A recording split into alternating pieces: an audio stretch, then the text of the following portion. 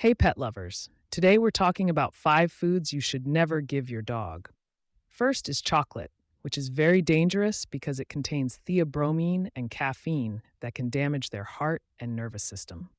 Second are grapes and raisins, which can harm your dog's kidneys and even cause vomiting, weakness, and kidney failure. Third on the list are onions and garlic.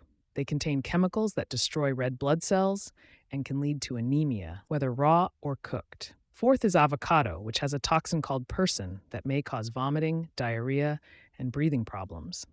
And finally, alcohol is extremely unsafe. Even a small amount can cause vomiting, diarrhea, breathing issues, or even coma in dogs. So, friends, these are the 5 foods you should never give your furry friend.